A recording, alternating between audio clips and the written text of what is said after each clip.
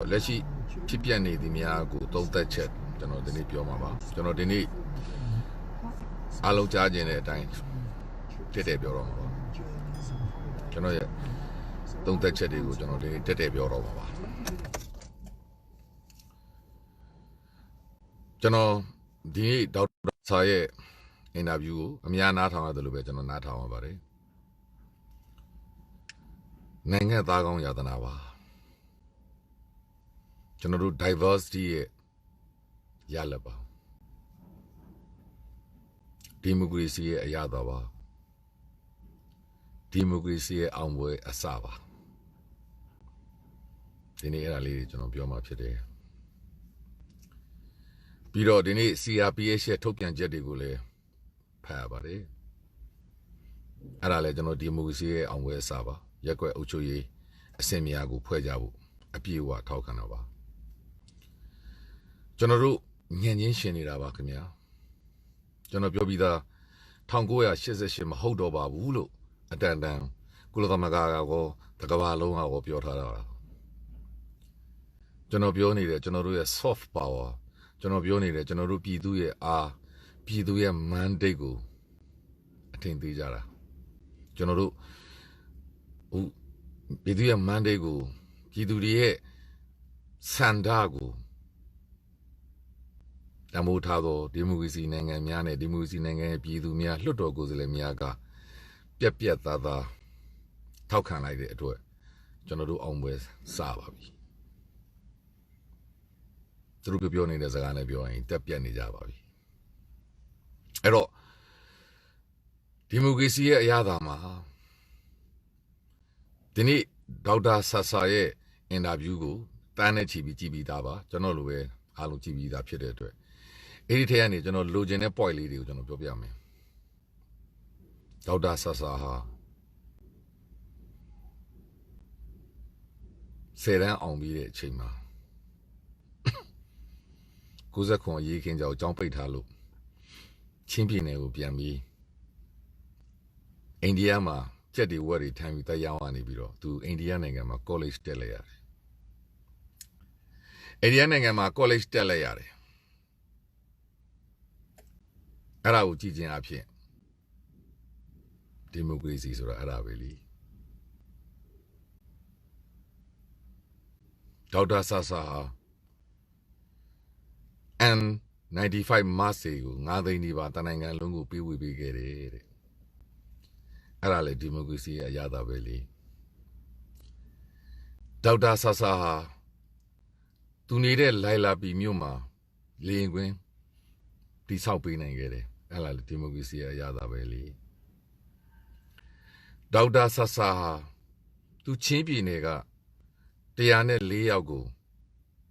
ပညာတော်သင်တွေလွတ်ပြီးချင်းပြည်နယ်ကိုအလုပ်ကျွေးပြုမယ်ဆရာဝန်ပဲ2 ယောက်အင်ဂျင်နီယာပဲ2 ယောက်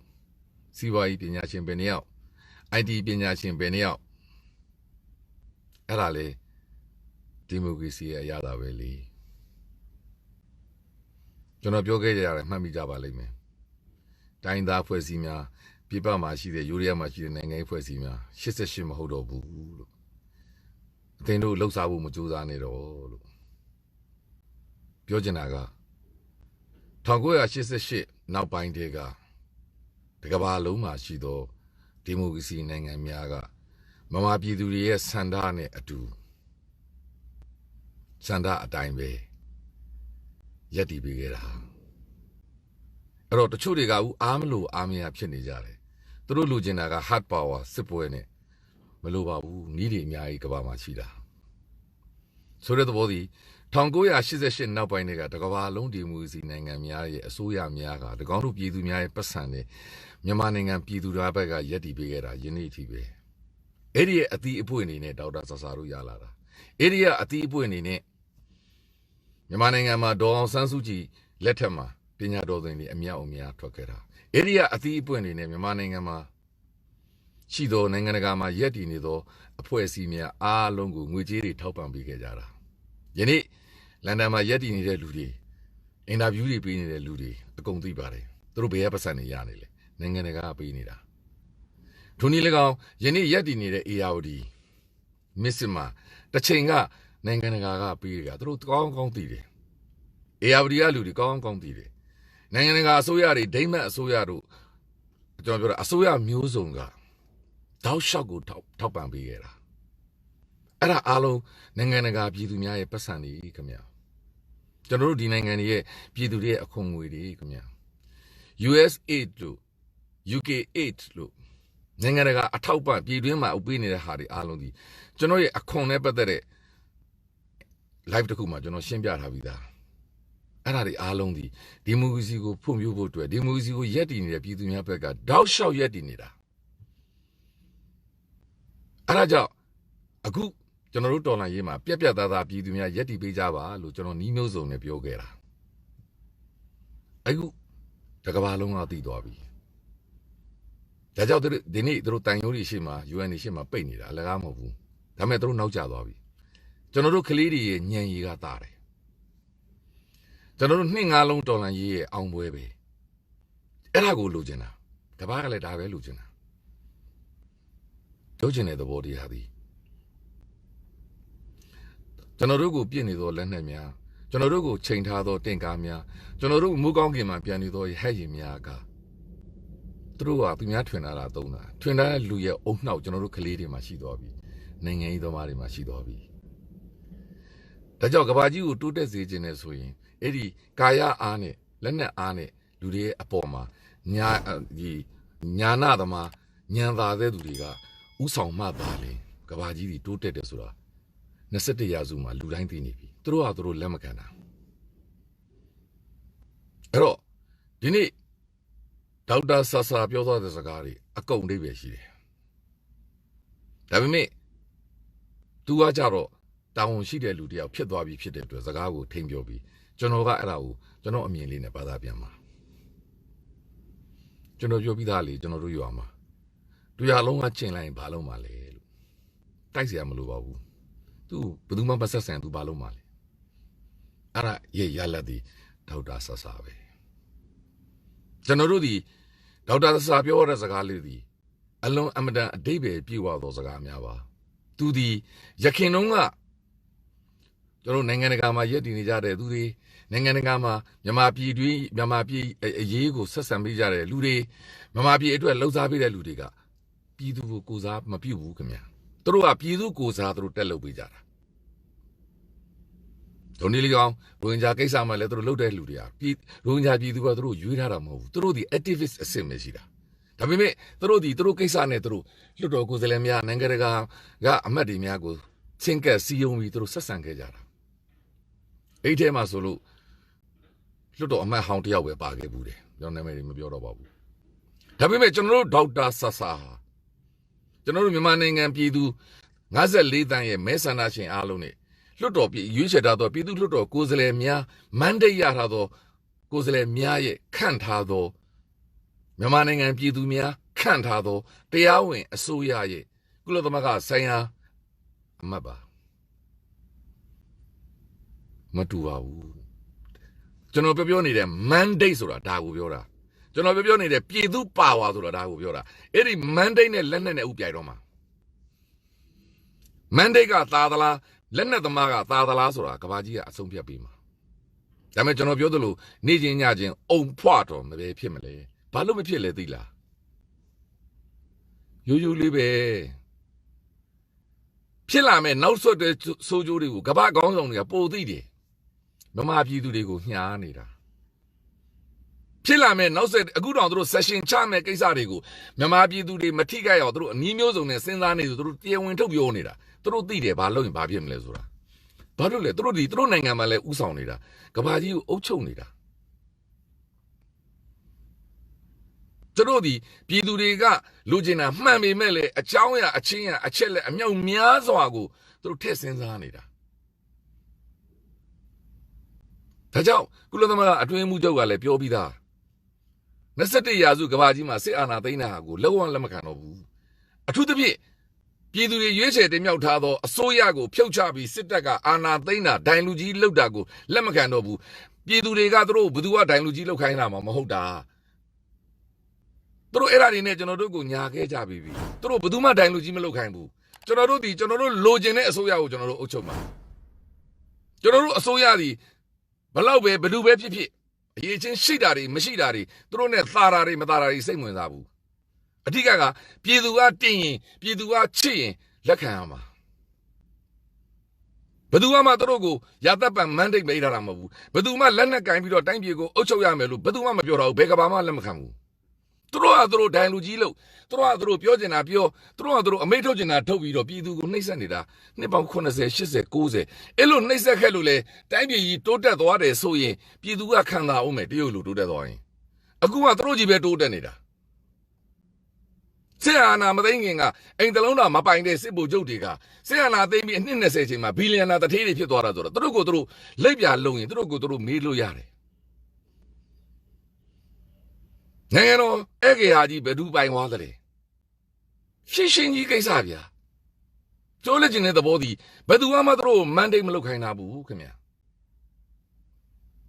မန်ဒိတ်ဆိုတာပြည်သူမှာပဲရှိတယ်ကျွန်တော်ဘာလို့ဒီစကားကိုဦးတင်နေပြောနေလဲကျွန်တော်ဒီပြည်သူပါဝါနဲ့ပြည်သူတွေရွေးခဲ့တင်မြောက်ထားသောနိုင်ငံမှာနေနေတာ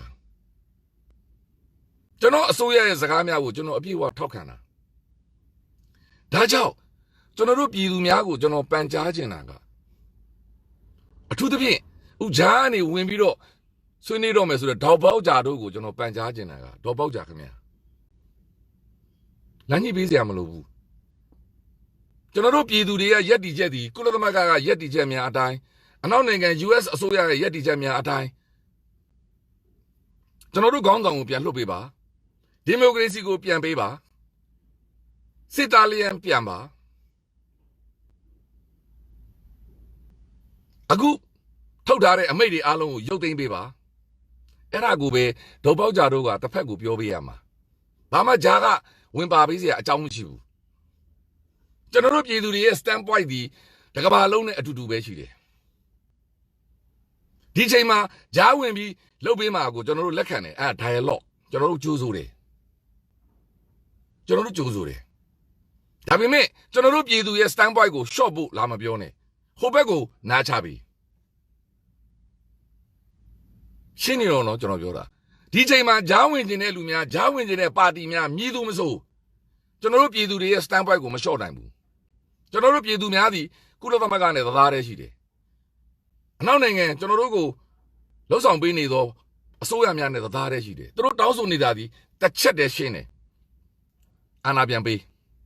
စစ်သားလည်းပြန်ပြီးတော့ကျွန်တော်တို့ခေါင်းဆောင်ကိုပြန်လှုပ်ပေးဒီမိုကရေစီကို restore ပြန်လုပ်မယ်ဒါပဲဘာမှအဲ့ဒါကိုကျွန်တော်တို့ညှိစရာမလိုကျွန်တော်တို့လိုချင်တာ deal ဆိုတော့ဒါကိုကျွန်တော်ပြောနေတာကျွန်တော်တို့ဒီဒါကိုပဲကင်ထားမှာအဲ့တော့ဂျားကနေပြီးတော့ကျွန်တော်တို့လာပြီးဈေးမစစ်နဲ့ဘယ်သူမှပွဲစားမခေါ်ခိုင်းဘူးအဲ့ဒီဒေါ်ပေါက်ဂျာကလည်းကချင်ပြည်သူကမဲပေးထားတာမဟုတ်ဘူး activist အဆင့်ပဲရှိတာဟုတ်တယ် dialogue အတွက်ကျွန်တော်တို့ကျေးဇူးတင်တယ်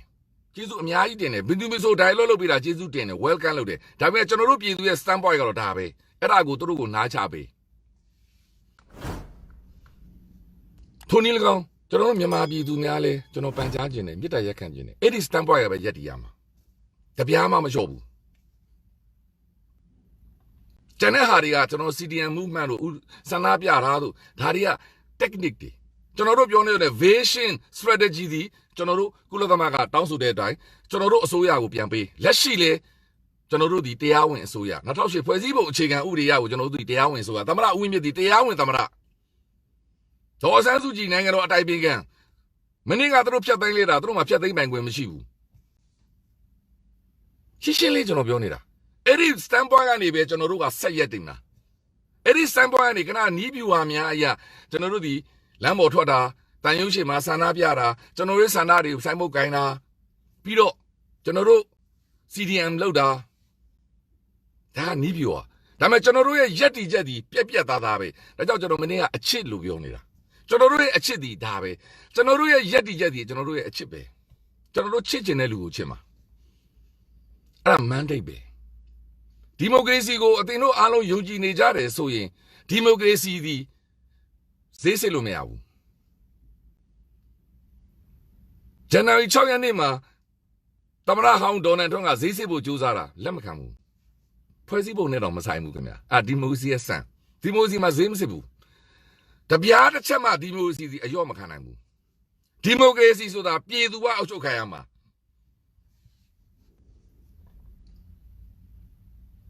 ကျွန်တော်တို့အခွင့်အရေးတွေပေးခဲ့ပြီးပြီအနစ်နာခံမှုတွေအများကြီးလုပ်ခဲ့ပြီးပြီအများကြီးရှော့ပေးခဲ့ပြီးပြီကျွန်တော်တို့ခေါင်းဆောင်ဒေါ်အောင်ဆန်းစုကြည်ဒီအများကြီးရှော့ပေးခဲ့ပြီးပြီ enough is enough တော်တော့ပြီကျွန်တော်တို့ပြည်သူတွေပြက်သားရက်တည်ရမှာဒီချိန်မှာတပိတ်ကော်မတီတွေဟောကော်မတီတွေဟိုတာတွေ2008အောက်ဖြတ်အဲ့ဒါတွေနောက်မှာဒါတွေကနောက်ဇလန်ကျွန်တော်တို့အခု main standpoint ဒီကျွန်တော်တို့ legitimacy လို့ခေါ်တော့ကျွန်တော်တို့ပြည်သူတွေရဲ့ mandate ကိုကျွန်တော်တို့အရင်လုံးမှာကျန်တဲ့ကိစ္စဒီအဲ့ဒီ mandate ရကျွန်တော်တို့ပြည်သူများကရွေးချယ်ထားတော့အစိုးရကပြည်သူစကားကိုနားထောင်ပြီးကျန်တဲ့ကိစ္စတွေအကုန်လုံးမှာ2008ကိစ္စဟိုကိစ္စဒီကိစ္စဟိုတိုင်းရင်းသားကိစ္စဖြည့်ရှင်းယူမှာကျွန်တော်တို့ဒီနိုင်ငံတကာစံနဲ့သွားနေတဲ့အတွက်ကျွန်တော်တို့ဒီဥပဒေတိုင်းသွားတာဥပဒေရပါလေပြည်သူရဲ့ mandate 2020ရွေးကောက်ပွဲကိုကြီးညာထားပြီးသားရက်လက်ကိုကြီးညာထားပြီးသားရိုးလေးကျွန်တော်ပြောမယ်မဲယုံတွေမှာနှစ်ဖက်ကိုယ်စားလှယ်တွေအကုန်လက်မှတ်ထိုးပြီးသားအရှုံးနိုင်ကိုသူတို့ရန်ကုန်မှာခေါ်လာတော့ပုံစံ16လားပုံစံ19လားမသိဘူးတရားဝင်ကြီးညာထားပြီးသားသူတို့အဲ့ဒီချိန်ကလက်မှတ်မထိုးပဲကန့်ကွက်ရမှာလက်မှတ်ထိုးပြီးသွားပြီအခုမှလာမပြောနဲ့တော့မရတော့ဘူးနှစ်ဖက်မဲယုံကိုယ်စားလှယ်တွေရှိပြီးသားနှစ်ဖက်လွတ်တော်ကိုယ်စားလှယ်တွေအကုန်လက်မှတ်ထိုးပြီးသားအဲ့ဒီရွေးကောက်ပွဲရလက်ဒီအတီးအဲ့ဒါကိုကဘာကကြည့်ရအဲ့ဒီ standpoint ကိုကဘာကကင်တာအဲ့ဒီတိုင်းကျွန်တော်တို့ပြည်သူကရက်တည်မှာအခုချိန်ကြမှာအောက်လုံးကြီးနေနဲ့ငါတို့ကတော့ NLD ကိုမဲမပေးခဲ့ပါဘူးငါတို့ကတော့အဲ့ဒါတွေအားလုံးဒီတစ်ဖက်ဝမ်းသာအောင်တစ်ဖက်ကိုအားပေးနေကြတာမင်းကကြောက်တန်းဖြစ်စင်မျိုးတစ်ဖက်ဝမ်းသာအောင်အားပေးနေကြတာအဲ့ဒီကလေးမလေးကဘာတူလဲလူတိုင်းသိတယ်အောက်က comment တွေလည်းဝင်ဖတ်ကြဘူးထားပါတော့ဒါကတော့အသေးဖွဲကိစ္စပြောချင်တာကရိုးလေးကျွန်တော်တို့ရဲ့ standpoint ဒီခိုင်မာ affirmative ကျွန်တော်တို့ယက်တီထားမှာဒီကျွန်တော်တို့ကြမ်းကြိမ်ထားမှာဒီကျွန်တော်တို့ဒီ2020ရွေးကောက်ပွဲရလက်ပြည်သူရဲ့မဲဆန္ဒကအတီးအဲ့ဒါအားလုံးအိမ်မှာပါဝင်သောပြည်သူလွတ်တော်ကိုယ်စားနှစ်ဖက်ပါတီအားလုံးလက်မှတ်ထိုးပြီးသားအဲ့ဒီလွတ်တော်ကိုယ်စားလှယ်တွေကပြောရမှာနိုင်ငံတော်အုပ်ချုပ်ရေးကောင်စီကပြောရမှာမဟုတ်ဘူးသူဘယ်သူမှတိုင်လူကြီးမခံနိုင်ဘူးနှစ်ချက်နိုင်ငံတကာကယက်တီနေသောတစိုက်မဲ့တောင်းဆိုနေသောအားမလို့အားမရဖြစ်နေတဲ့သူများကိုကျွန်တော်ဥပြောချင်တာပြည်သူတွေရွေးချယ်ထားသော2020ရွေးကောက်ပွဲရလက်ကိုပဲအကောင့်ထဲပေါ်ပေးရမယ်လွှတ်တော်ခေါ်ပေးရမယ်ကျွန်တော်တို့လက်ရှိဖန်ထားတဲ့ခေါင်းဆောင်များအားလုံးကိုလွှတ်ပေးပြီးတော့အစိုးရဖွဲ့ရမယ်ဒီမိုကရေစီကို restore လုပ်ရမယ်အခုထုတ်ထားသောတစ်နှစ်အရေးပေါ်အခြေအနေကိုပြန်ရုပ်ရမယ်ဒီလူတွေအားလုံးစစ်တမ်းလန်းပြန်ရမယ်အရက်သားအစိုးရအရက်သားအုပ်ချုပ်တဲ့လူများရဲ့အောက်မှာပဲသူတို့ဒီတစ္ဆာခံရမယ်အဲ့လက်နက်ကင်ဖွဲ့အစည်းများအားလုံးအဲ့ဒါပြည်သူ mandate ကိုလူယူဖို့မကြိုးစားနဲ့ပြည်သူက mandate ပေးထားတာအဲ့ဒီပြည်သူ mandate နဲ့ပြည်သူကိုပြန်ပြစ်ဖို့မကြိုးစားနဲ့ပြည်သူကိုပြန်ဖမ်းဖို့မကြိုးစားနဲ့အဖြစ်ရတာပဲတပြားမှကျွန်တော်တို့ရှော့စရာမလိုဘူးကျန်တဲ့ဟာတွေအားလုံးဒီ strategy တွေနီးပြူဟာတွေလုပ်ငန်းစဉ်များဒီလုပ်ငန်းစဉ်များကိုနီးမျိုးစုံနဲ့ကူညီပေးတဲ့လူအားလုံးကိုကျေးဇူးတင်တယ်တပိတ်ကော်မတီမကလို့ဘာပဲဖြစ်ဖြစ်တယောက်ချင်းပဲဖြစ်ဖြစ်တူးချင်းပဲဖြစ်ဖြစ်တကဘာလုံးပဲဖြစ်ဖြစ်ဒါပေမဲ့ main point ဒီကျွန်တော်တို့ဒါကိုပဲရက်တည်မှာအဲ့ဒီဟာကိုမရမချင်းကျွန်တော်တို့အချစ်ကိုမပေးဘူးကျွန်တော်မနေ့ကဒါကိုဆိုလို့ချင်တာဒီတိုင်းကျွန်တော်တို့ရက်တည်ရမှာအဲ့ဒီတော့ကျွန်တော်တို့ရဲ့တရားဝင်အစိုးရ CRPH ကိုထောက်ခံရမှာ CRPH ရဲ့စကားများကိုနားထောင်ရမှာ CRPH ရဲ့ကုလသမဂ္ဂတန်မတ်ကြီးဒေါက်တာဆာဆာကိုအပြည့်အဝကျွန်တော်တို့နားထောင်ရမှာဒေါက်တာဆာဆာကပြောဆိုတဲ့စကားများကိုကျွန်တော်တို့ကကူညီရမှာပံ့ပိုးရမှာဒီနေရာမှာနိုင်ငံတကာမှာရောက်နေကြသောမြန်မာအရေးကိုနှစ်အဆက်ဆက်ကလှုပ်ရှားနေကြသောအဲ့ဒီမြန်မာအရေးကိုလုံမယ်ဆိုပြီးတော့နိုင်ငံတကာကနေတော့ပတ်စံတွေယူထားကြသောအထူးသဖြင့်အမေရိကန် UEC ကပတ်စံတွေယူထားကြသောအဖွဲ့အစည်းများအားလုံးကိုမြစ်တာရက်ခံကျင်တာက နိုင်ငံတကာကမြန်မာနိုင်ငံမှာဒီမိုကရေစီဖွံ့ဖြိုးဖို့အတွက်လူခွေရေးတွေရဖို့အတွက်လူကြီးမင်းတို့ကိုပတ်စံနေပေးထားတာအဲ့ဒီအတွက်ပြည်သူရဲ့မန်ဒေးရတဲ့ဒေါက်တာဆာဆာကိုဝိုင်းရံရတော့မှာဒေါက်တာဆာဆာရဲ့စကားကိုနားထောင်အောင်ပါလူကြီးမင်းတို့ကိုဒီ activist အဆင့်ပဲရှိတာပြည်သူကမတ်ရိပ်ပေးထားတာမဟုတ်ဘူးရှင်းရှင်းလေးပေါ်နေပြီဒီချိန်မှာသူရွေးကောင်းလာမလုံးနဲ့တော့လူကြီးမင်းတို့ဒီဒေါက်တာဆာဆာရဲ့စကားကိုနားထောင်အောင်တော့မှာဒေါက်တာဆာဆာကအပြတ်ပြောပြီနိုင်ငံတကာမှာရှိသောမြန်မာတန်ယုံများ CDN လောက်ရတော့မှာအဲ့ဒါကိုကျွန်တော်တို့ကတွန်းအားပေးရမှာသူတို့ CDN မလုပ်ရင်ကျွန်တော်တို့လည်းအသိမှမပြုပါဘူးနိုင်ငံတကာရောက်တော့မြန်မာနိုင်ငံသားများမပူပေါင်းပါဘူးအဲ့ဒါကျွန်တော်တို့ရဲ့ standpoint ကျွန်တော်တို့လိုချင်သောအစိုးရပြန်မပေးမချင်းကျွန်တော်တို့လိုချင်သောဒီမိုကရေစီအစိုးရမရမချင်းကျွန်တော်တို့လိုချင်သောပြည်သူရွေးချယ်ထားသောလွှတ်တော်မခေါ်မချင်းအစိုးရမဖွဲ့မချင်းအခုစစ်ကောင်စီဘက်ကပါသွားသောတန်ယုံများနဲ့ကျွန်တော်တို့အဆက်အသွယ်မလုပ်ဘူးအဲ့ဒါကျွန်တော်တို့ standpoint အဲ့တော့ပြောချင်တဲ့စကားကြီးအဖြေကရှင်းရှင်းလေးယနေ့လိုအနေအထားကိုဖြစ်ဖို့နိုင်ငံတကာကနှစ်ပေါင်းမြောင်များစွာပတ်စံနေပေးထားတာယနေ့တွေအနေအထားတွေဖြစ်ဖို့အတွက်နိုင်ငံတကာကနေပြီးတော့ဒုက္ခသည်စခန်းတွေကနေပြီးတော့သူတို့နိုင်ငံကိုခေါ်တင်လေပြန်တင်အလကားခေါ်ပြီးတော့အဲ့သူတို့နိုင်ငံအမေရိကန်နိုင်ငံကိုခေါ်သွားအမေရိကန်နိုင်ငံမှာထမင်းတွေကျွေးထားအလုပ်တွေရှာပေးထားအဲ့ဒါတွေအားလုံးဒီယနေ့ကျေးဇူးပြန်ဆက်ရမယ်အချိန်ကြပြီအဲ့ဒီကျေးဇူးပြန်ဆက်ကမှလေပြည်တွင်းမှာသွားပြီးတို့ရေးអော်စရာမလိုဘူးဒေါက်တာဆာဆာကို CRPH ကိုတရားဝင်အတိအမှန်ပြုဖို့ပဲလိုတော့တာဘာဖြစ်လို့လဲနိုင်ငံရေးတိုက်ပွဲစားပြီအဲ့ဒါနိုင်ငံရေးတိုက်ပွဲပဲအနောက်နိုင်ငံကပြည်သူများရဲ့ပတ်စံတွေမြောက်များစွာပေးထားတယ်ခင်ဗျအခုပြည်တွင်းမှာရှိသော NGO များအသိဆုံးပါအဲ့ဒီပတ်စံတွေအားလုံးဒီအစိုးရတွေကဒရိုက်လာနေတယ်အဲ့ဒီအစိုးရတွေရဲ့အဖွဲ့အစည်းဖြစ်တဲ့တခြား international အဖွဲ့အစည်းတွေကတဆင့်အစိုးရတွေ budget တွေကနေအနောက်နိုင်ငံပြည်သူပြည်သားများရဲ့ပတ်စံတွေနဲ့ထောက်ပံ့ထားတာခင်ဗျအဲ့ဒီတက်ကမြန်မာနိုင်ငံပြည်သူပြည်သားများကဘက်ကအပြည့်အဝရက်တည်ထားပြီးသားရှင်းရှင်းလေးပါအားလုံးဒီပြတ်သားမယ်အချိန်ကြပြီဒါကြောင့်ကျွန်တော်ပြောသလိုမြည်သူမဆိုဂျားဝင်ညှိပြီးလို့ရတယ်ကျိုးဆိုတယ် welcome dialogue ကိုကျိုးဆိုတယ်သို့တော့ကျွန်တော်တို့ရဲ့ရက်တီချက်ကိုတော့လာပြီးတော့ဈေးစစ်ဖို့မကြိုးစားနဲ့တစ်ဖက်ကိုပြောပြီးအိန္ဒိယမှာအာဆီယံနိုင်ငံတွေအကုန်ပါတယ်တစ်ဖက်ကိုပြောပြီးကျွန်တော်တို့ပြည်သူတွေရဲ့ဆန္ဒပြည်သူရေးလို့ပြောတယ်ဆိုရင်အာဆီယံနိုင်ငံများဝင်မစွက်ပါနဲ့ကိုယ့်ကိုအေးဆေးနေကျွန်တော်တို့ပြည်သူရေးကိစ္စကျွန်တော်တို့ကိုယ့်ကိုဖန်တီးယူမှာ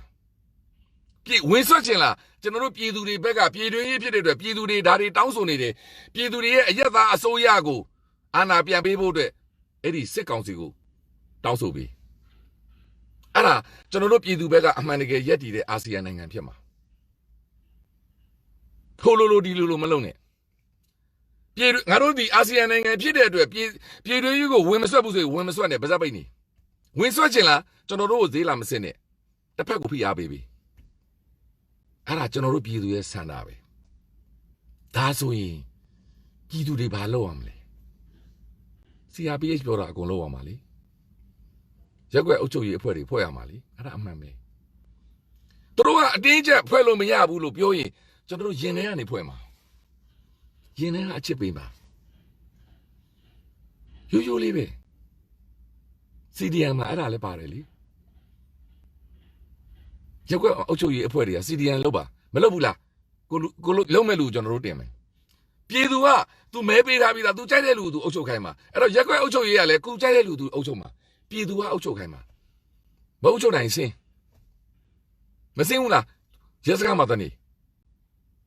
စစ်တပ်ထဲမှာတနေရက်ွက်လူတွေစစ်တပ်ထဲမှာတနေအဲ့ဒီစစ်ကောင်စီကလူတွေစစ်တပ်ထဲမောင်းထုတ်လိုက်တော့သူတို့စစ်တပ်ကိုထောက်ခံရင်စစ်တပ်ရဲ့စကားကိုနားထောင်နေဆိုရင်စစ်တပ်ထဲမှာတနေရက်ွက်ထဲလာမနေနဲ့ကျင်ရမှာကျွန်တော်ပြောချင်တာအဲ့ဒါနိုင်ငံတကာကဝိုင်းကျင်တယ်လို့ပြည်တွင်းမှာလည်းပြည်သူတွေကကျင်ရမှာသူ့ဘက်ကပါတဲ့လူအကုန်ကျင်မဆက်ဆံဘူးစကားမပြောဘူးနားမထောင်ဘူးနောက်ဆုံးမရရင်မျက်စောင်းလေးပဲထိုးမယ်မျက်စောင်းလေးပဲစောင်းပြီးထိုးပြမယ်ရင်ထဲကနေပြောမယ်အဲ့ဒါပြည်သူရဲ့ standpoint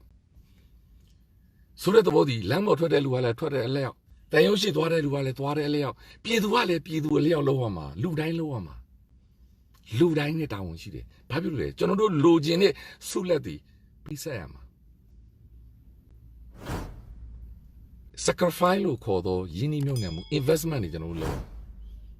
တေချာတကူကကဘာကြီးကရက်တည်နေတာယင်းနှိမ့်မှမဟုတ်ဘူး1988တဲ့ရက်တည်အဲ့ဒီထဲမှာဖောက်ပြန်သွားတဲ့လူတွေအများကြီးရှိတယ်အဲ့ဒါတွေမေ့လိုက်တော့ကျွန်တော်စိတ်ဝင်စားဘူးအဲ့ဒီထဲကနေရလာတဲ့အသီးပွင့်တွေဒေါက်တာဆဆာပဲဒါမျိုးလူတွေအများကြီးရှိသေးတယ်အဲ့ diversity မှာလေကျွန်တော်အမြဲမြဲပြောနေ diversity မှာတယောက်ပေါက်ရင်တယောက်ပေါက်တယ်လို့အီဗရာဟင်မိုဗစ်ဆိုတာစီရီယန်ကပေါက်သွားတာလေတယောက်ပဲပေါက်တာဒီမှာလဲစတာလင်ပေါက်နေတယ်ဘောလုံးသမားပြောတာစတာလင်ပေါက်နေတာပဲ Rashford ပေါက်သွားတာပဲတိုင်းကားဘူးစိတ်မကောင်းပါဘူးမနေ့ကတိုင်းကားဘူးကားစီးနေဖြစ်တာပါတယ်ခြေတော့ဒီလူအသက်အန္တရာယ်တော့မရှိပါဘူးခြေတော့တွေတော့ကျိုးသွားတယ်ပြောတယ်သူ့ရဲ့ဒီ career အတွက်တော့အန္တရာယ်ရှိတာပေါ့ဒါပေမဲ့အသက်အန္တရာယ်မစိုးရိမ်ရပါဘူးသူaccident ဖြစ်တဲ့အချိန်မှာလဲသူနဲ့တွေ့တဲ့ရဲကပြောပါတယ်သူစကားပြောနိုင်ပါတယ်အသိလည်းရှိပါတယ်သူကသူတိုင်းကားလို့လည်းပြောပါတယ်သူကသူနာမည်ပြောနိုင်လို့ရဲကသူ့ကိုချက်ချင်းမှတ်မိသွားပြီးတော့လိုအပ်တယ်သူများလုံနေတယ်ပြောချင်တာကတိုင်းကားဘူးလည်းအတူတူပဲလေတယောက်ဆိုတယောက်ပေါက်တာပဲလေဘာဖြစ်လဲဒါအုံနောက်တာတယ်လူအဲ့ဒီတယောက်ကနေဦးကျွန်တော်တို့ကြည့်နေ Facebook ကိုထွင်လာတာကဘာမှာ2ဘီလီယံသန်း2000ကြည့်နေတာဇူကာဘက်ရဲ့အုံနောက်နဲ့အဲ့ဒီ Facebook ကတနတ်သမားတွေကိုပါလှောင်မှုထားတာဘာဖြစ်လို့လဲအခုတို့ website တွေကိုဖြုတ်လိုက်ပြီလေတမတော်သတင်းမှန်ပြန်ကြားရေးတို့ MRTV တို့ဘယ်သူကသာလဲတနတ်သမားတွေကတနတ်နဲ့6ပြီးတော့ဇူကာဘက်ကိုတနတ်နဲ့ပြစ်လို့ရလားဒါပဲအခုသမရဟောင်းဒေါ်နယ်ထရန့်ကမနေ့ကတက်လာတယ် Facebook ကိုအသနာခံစာတင်နေတယ်သူ့ကိုပြန်ဖွင့်ပေးပါတဲ့နောက်ဆုံးလက်နဲ့ချရတာဒူးတော့ရတာကျွန်တော်ပြောချင်တာအရာကိုပြောနေတာကျွန်တော်တို့အုံလောက်သားတဲ့လူနှလုံးရည်သားတဲ့လူကစားခြင်းကပါမှာတကယ်လဲစားနေတာလေကဘာမတီထွင်ထားတဲ့လူတွေကအုံနောက်နဲ့တီထွင်ထားတာတတ်မယ်ခုတ်မယ်ဖြတ်မယ်ထိုးမယ်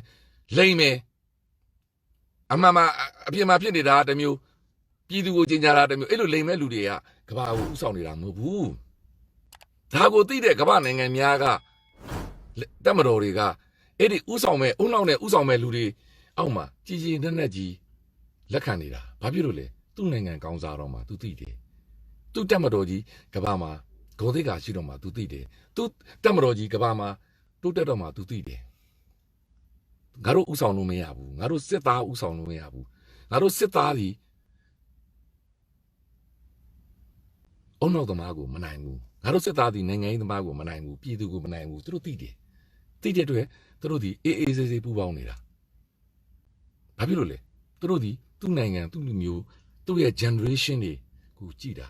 သူ့ရဲ့ကိုကြိုးတဲ့သူ့ generation အကျိုးကိုကြည်တာမြန်မာနိုင်ငံတပ်မတော်ကသူ့အကျိုးကိုသူကြည်နေတာသူ့ generation အကျိုးကိုကြည်နေတာမဟုတ်ဘူး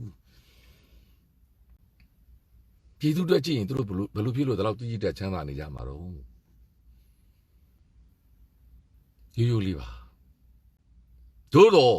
ကျွန်တော်ပြောနေတဲ့စကားစီကျွန်တော်တို့အနောက်နိုင်ငံများဟာငကိုတဲက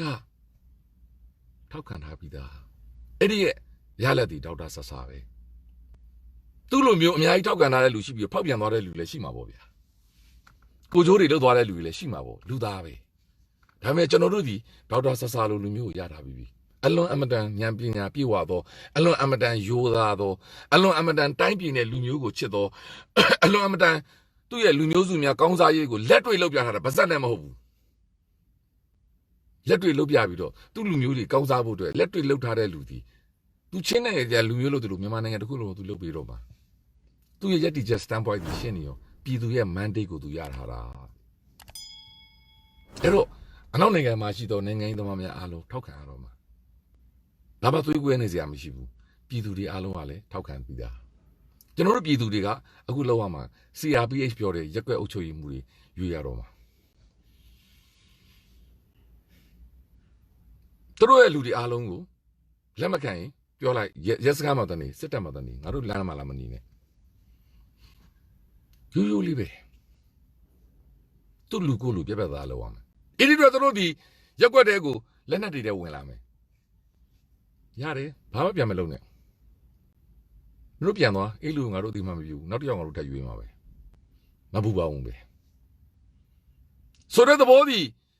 ပြည်သူဘက်ကရက်တည်နေတာမဟုတ်ဘူးဆိုတာအဲ့ရက်ကွက်မှာရှိတဲ့လူတွေကိုပြရမှာသူ့ရဲ့ဆွေမျိုးသားချင်းတွေကိုပြရမှာသူ့ရဲ့မိသားစုဝင်တွေကိုပြရမှာဘာဖြစ်လို့လဲကျွန်တော်တို့မှာခေါင်းဆောင်ရှိနေပြီကျွန်တော်တို့မှာတရားဝင်အစိုးရရှိနေတယ်သမရကြီးဦးဝင်းမြင့်ဒီတရားဝင်သမရနော်အဲ့ဒါကနိုင်ငံတကာလက်ခံထားပြီးသားဘယ်လိုမှသူတို့ညင်းလို့မရတာကိစ္စအဲ့တော့နိုင်ငံတကာကသူလုပ်စီရရှိတာအကုန်လုပ်လိမ့်မယ်နီးမျိုးစုံနဲ့သူလုပ်တော့မှာဒါတော့ဆဆာရဲ့ပြောစကားအရရခင်တုန်းကရိုဟင်ဂျာကိစ္စမှာရခင်တုန်းကဒေါက်တာစိန်ဝင်းတို့အစိုးရလက်ထက်မှာလုပ်ခဲ့တာဒီကတရားမဝင်သေးဘူးသူတို့နီးသူတို့ဟန်နဲ့ချင်းကပ်နေတာသူဒီဦးတရားဝင်ပြည်သူတွေအားလုံးနှစ်ငါးလုံးမှာလည်းပြည်သူတွေအားလုံးကထပ်ပြီးပြထားတယ်အဲ့ mandate ကိုကင်ပြီးဒေါက်တာဆဆာက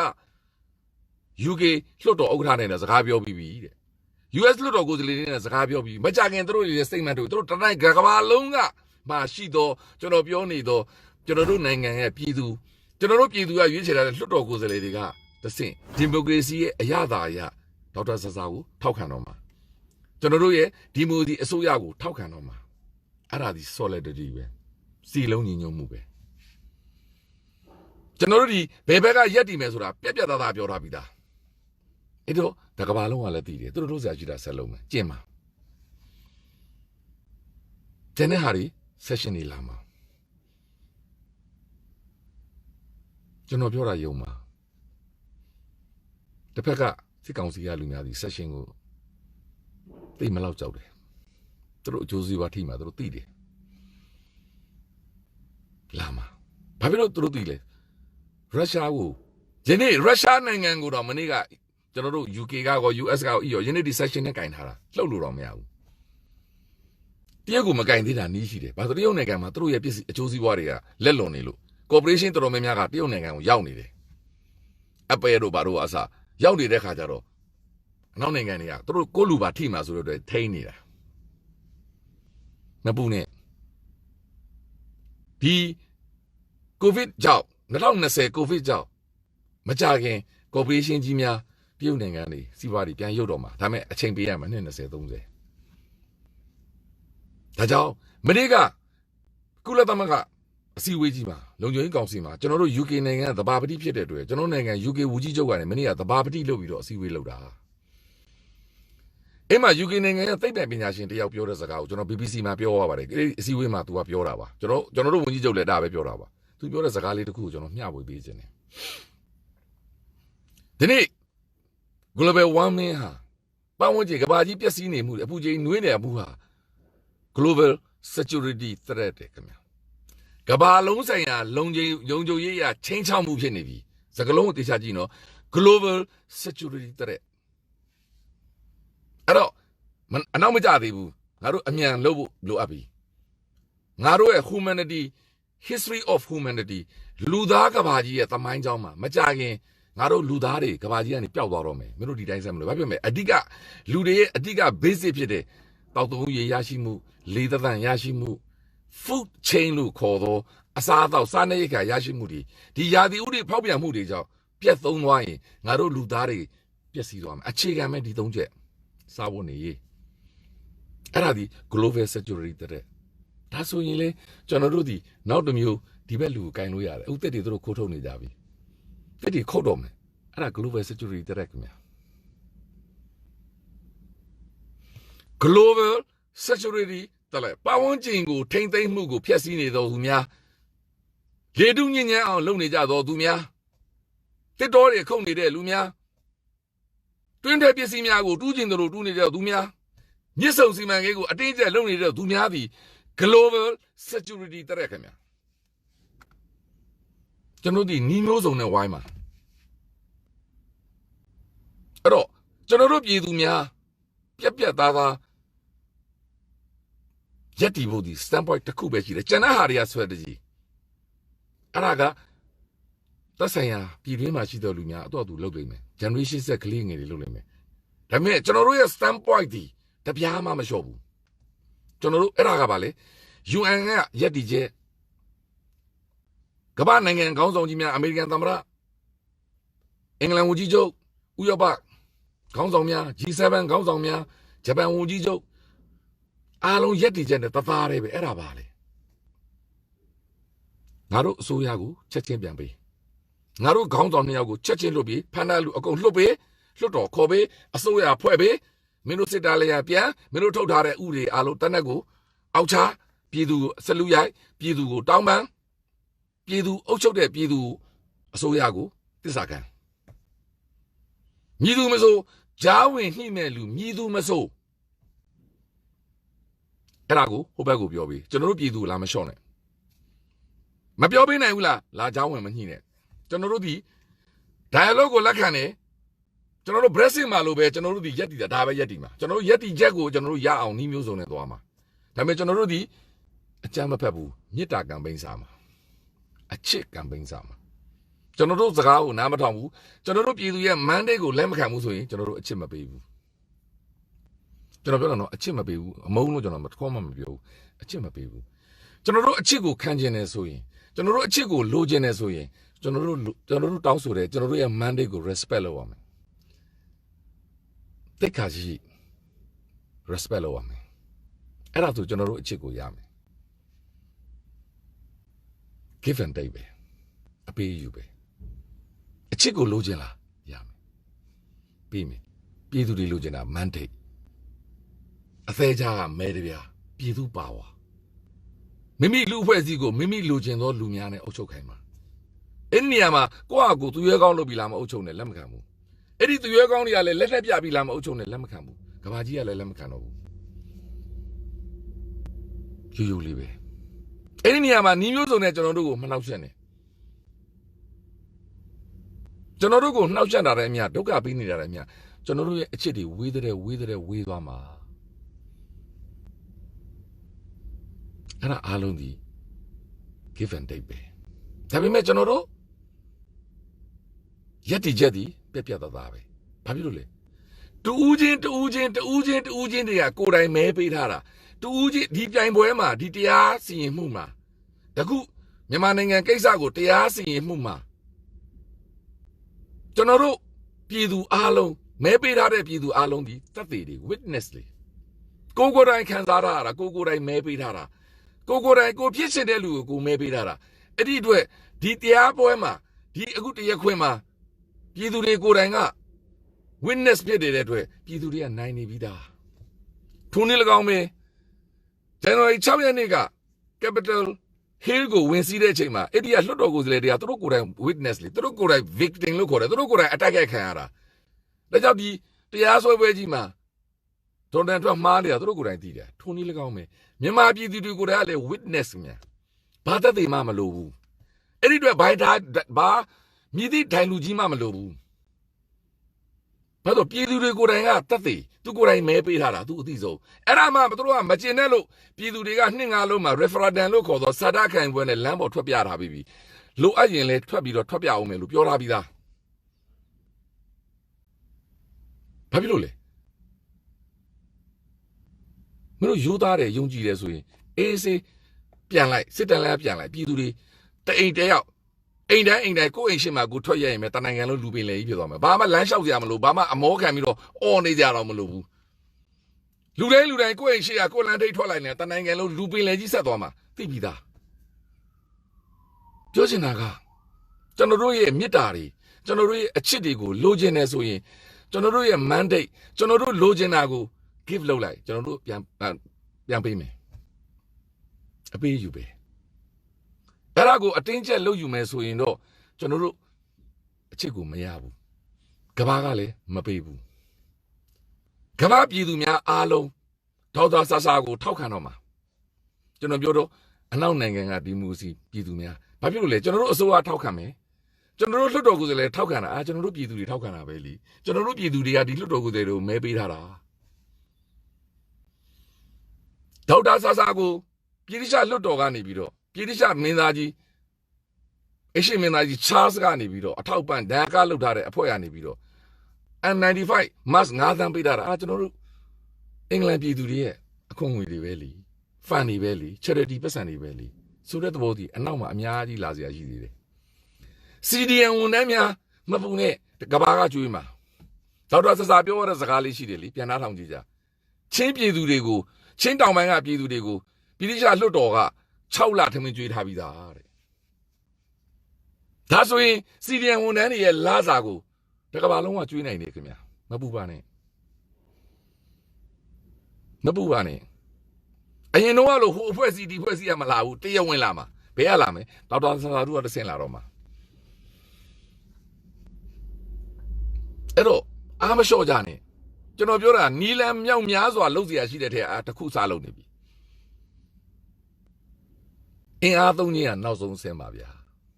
အဲ့ဒါကိုလေကျွန်တော်တို့သမ္မတဂျိုးဘိုင်ဒန်ကပြက်ပြက်သားသားပြောထားပြီးသားပါအင်အားသုံးခြင်းဒီနောက်ဆုံးအဆင့်မှလုံးမှာပါလိုအပ်ရင်လုပ်ပါလိမ့်မယ်ဘယ်လိုပုံစံနဲ့ဘယ်လိုချိန်မှာဘယ်လိုလုပ်မလဲဆိုတာကတော့သူတို့ဆုံးဖြတ်ပါလိမ့်မယ် CRPH ကဆုံးဖြတ်ပါလိမ့်မယ်ဒေါက်တာဆဆာတို့ကဆုံးဖြတ်ပါလိမ့်မယ်နိုင်ငံခေါင်းဆောင်များကဆုံးဖြတ်ပါလိမ့်မယ်ဒါပေမဲ့အခုလက်ရှိလောက်ရမှာဒီကျွန်တော်တို့ပြည်သူပြည်သားများအနေနဲ့မိမိရဲ့ stand point ပြက်ပြက်သားသားတပြားမှမလျှော့နဲ့လို့မလမ်းပေါ်ထွက်ဖို့အခွင့်အရေးမရတော့ရင်တော့ရင်ထဲကနေထွက်ရင်ထဲကနေပြောအင်ရှင်မတွေကအစအတိမမပြုတ်နဲ့အတိမမပြုတ်ခြင်းဒီကျွန်တော်ပြောသလိုပဲတွတ်နဲ့မနေ့ကအချစ်လိုက်တောင်းပေမဲ့ကန်ရှင်အမျိုးသမီးကသူ့ကို sexual harassment လို့ခေါ်တော့မတရားနှောက်ယှက်နေတာကြောက်ရွံ့နေတာကနေသူ့ရင်ထဲကနေကြားလေအဲ့ဒီအချစ်တွေကဝေးပြီးတော့မပေးတော့ဘူးလေအတိမမပြုတ်ဘူးအတိမမပြုတ်ဘူးသူတို့ကအတိအမှတ်အပြုတ်ကိုခံကျင်နေတာအဲ့တော့ပြည်သူကိုလည်းပြက်သားသားအတိမပြုတ်ပါတော့မပြောရဲဘူးမပြောဘူးလက်နဲ့ပြပြီးတော့အတိမပြုတ်ခိုင်းမှာအဲ့ဒီတော့သူတို့ဘာလုပ်မလဲ1990နောက်ပိုင်းမှာလုတ်ပြရတာတွေအများကြီးပဲလေပြန်စဉ်းစားကြည့်ကြညီမျိုးစုံနဲ့ချော့ပြည်သူကိုဆွဲတော့မှာအတိမပြုတ်စေခံစေချင်တာအဲ့လိုပြည်သူအတိမပြုတ်လာမှာပြည်သူအတိမပြုတ်ပါတယ်ပြည်သူတွေငြိမ်သွားပါပြီပြည်သူတွေသူတို့ထောက်ခံပါတယ်ဆိုပြီးမှကဘာကိုလိမ့်မှာအဲ့ဒီကနေကဘာရဲ့အတိမပြုတ်မှုကလေခုလိုသမဂမှာကိုယ်စတွေလှုပ်ပြီးတော့သူတို့ပြောချင်တာပြောမှာအဲ့ကနေတစ်စင်းမှာကဘာကနေပြီးတော့မျောလင့်နေတဲ့စီးပွားရေးအထောက်ပံ့တွေကိုသူတို့ကယူမှာကဘာကနေလာမဲ့ UNDP ကလာမဲ့ဟာတွေကဘာဘန်လာမဲ့ပတ်စံတွေအားလုံးသူတို့အိတ်တွေထဲမှာအဲ့ကနေမှကဘာကလာတော့စီးပွားရေးကုမ္ပဏီတွေကိုသူတို့ကအကျိုးမြတ်ယူပြီးတော့မြန်မာနိုင်ငံကိုယ်စားလှယ်ဆိုပြီးလှုပ်ရှားကြမှာအဲ့ဒီတစ်စင်းမှာသူတို့တွေကြီးပွားပြီးတော့အကုန်သူတို့ဖြတ်ကုတ်သွားမှာဘာဖြစ်လို့လဲအရင်ကလည်းကဘာပေးနေတာပဲသူတို့အုပ်ချုပ်တဲ့ချိန်မှာဘာမှပြည်သူကလမ်းတော်မဖောက်လို့ဆိုတာသူတို့အကုန်စားလိုက်တာဘူးကျွန်တော်တို့အရက်သားအစိုးရလက်ထက်မှာ9နှစ်ပဲရှိသေးတယ်မြန်မာနိုင်ငံဘယ်လိုပြောင်းလဲသွားလဲအဲ့ဒါအဖြေပဲ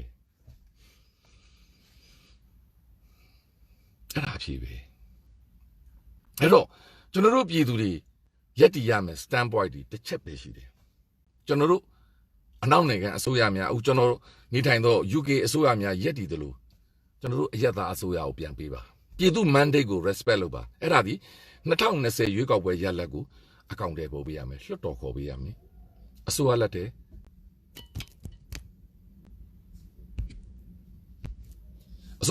အာဏာပြန်အပ်ရမယ်ပြီးမှကျန်တဲ့ကိစ္စတွေဆက်ဆွေးနေမှာဒီနေရာမှာဟိုမြောက်ဒီမြောက်တွေကအမျိုးမျိုးသွေးခွဲနေတဲ့စကားများတစ်ဖက်ကဝမ်းသာမဲ့စကားများမနေ့ကကြောက်တန်းကိစ္စမျိုးတွေအများကြီးရှိနေတယ်သတိထားကြပါမနှောက်ကြပါနဲ့မြန်မာနိုင်ငံမှာဥဆောင်မဲ့အဖွဲ့ပေါ်နေပြီ CRPH ပါမြန်မာနိုင်ငံမှာဥဆောင်မဲ့အစိုးရရှိတယ်ဥဝင်းမျိုးဥဆောင်သောအစိုးရရှိတယ်ကမ္ဘာမှာဒေါက်တာဆဆာဥဆောင်သောတတမန်အဖွဲ့ပေါ်နေပြီကျွန်တော်တို့ဒီတန်ရေးတမန်ရေးရရောပြည်တွင်းမှာရှိသောပြည်သူများရဲ့ဆန္ဒအမှန်တကယ်ရကိုရရမယ်ပြည်သူများမကြောက်ကြပါနဲ့ The world is watching မှာ